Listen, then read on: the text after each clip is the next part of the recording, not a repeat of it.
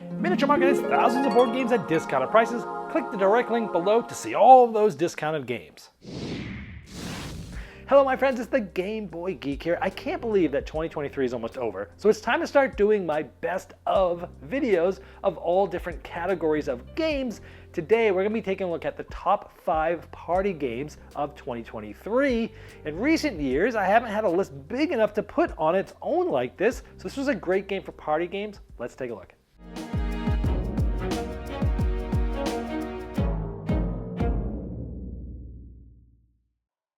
Number 5.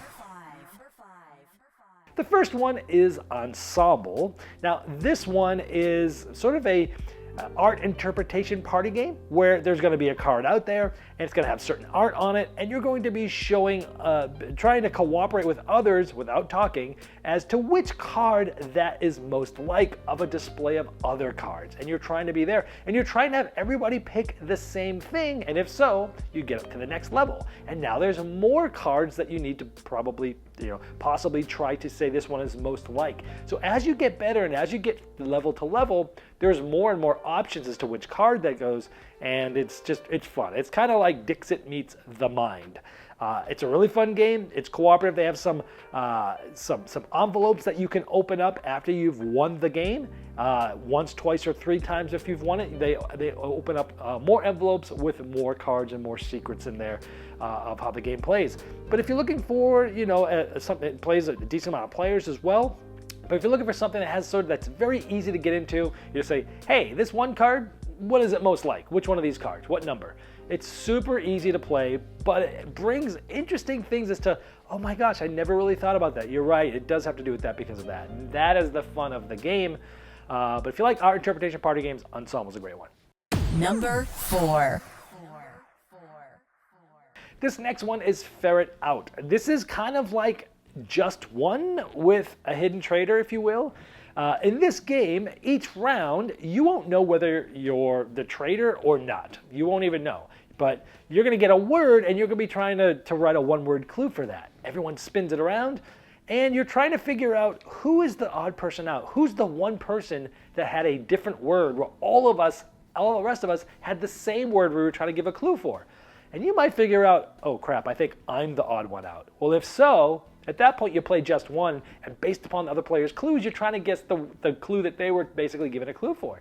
It's really fun because it has sort of a social deduction hidden traitor element, but you don't have to lie or anything because you don't even really know if it's you for sure. But so you're trying to figure out who it is, you're trying to vote for who the traitor was, and you're trying to also get clues right and things like that. So it's a really interesting mix of sort of social deduction, hidden role with a word game similar to, say, Just One, if you will. Really fun twist on that. Number 3. This next one is called CDSK. Yes, even for the horrible name that this game has, and very forgettable name, the game is amazing. This is a trivia game. Don't shut this off now.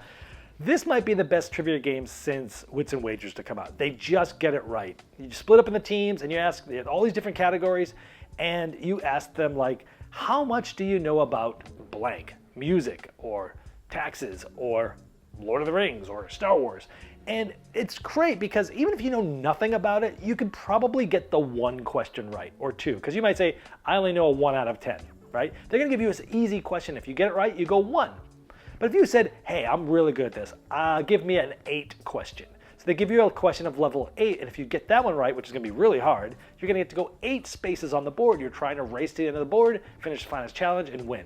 It's really clever because, again, you're working together as a team. You're trying to figure out who knows what, but you're also trying to ante up as to, how many spaces do we want to try to move? How confident are we?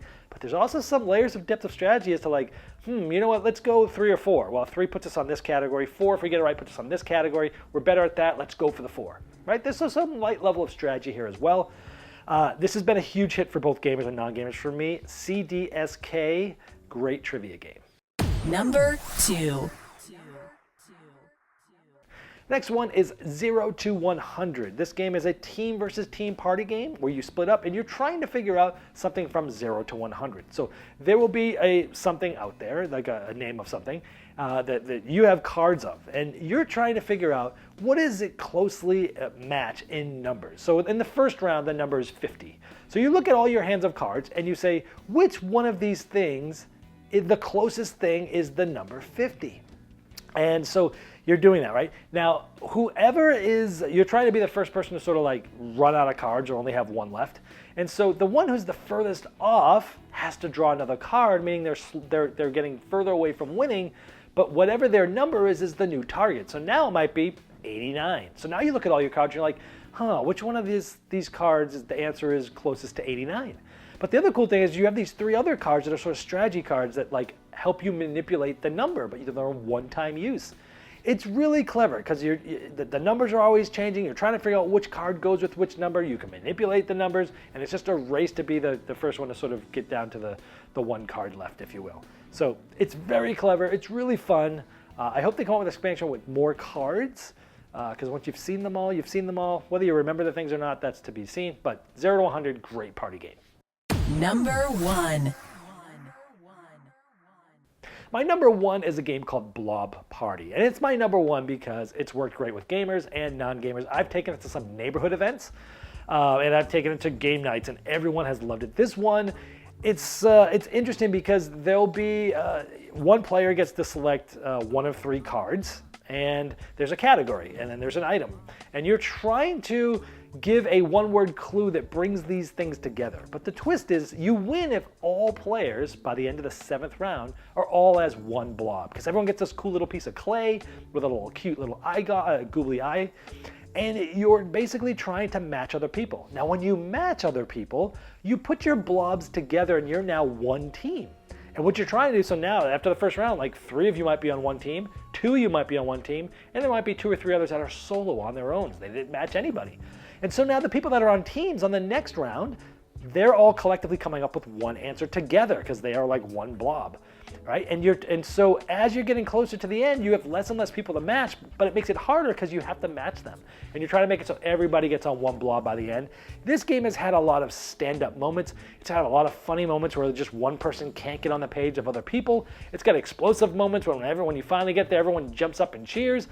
It's just got a lot of special moments. It's super easy. It plays a wide range of player counts. It is better with more, though. This is one of those party games. The more players, the better for sure. Not quite as good in the lower 4 or 5-ish player counts. Better with the higher range of player counts. But if you're looking for a nice little cooperative party game that's fun, gives you interesting things, and get to know you type of game, Blob Party is my party game of the year. Well, I hope you enjoyed my top 5 party games. If you haven't subscribed here, go ahead and do that because there's going to be a ton of 2023 final and year-end videos coming up here. It's been the Game Boy Geek, breaking down barriers, growing relationships with board games, and helping you find the next one you love. Game Toppers not only transforms your existing table into a high-quality gaming solution, but they now offer full leg kits and dining cover solutions for the full table application. Paired with over 20 styles of thematic game mats in 11 different sizes from notable board game artists like Vincent Dutray, collapsible cup holders, and real cool accessories, experience what thousands of other gamers enjoy by upgrading every game you play with a Game Topper system. Save hundreds of dollars on Game Topper package deals that are in stock now for immediate shipping at GameToppersLLC.com or click the link below.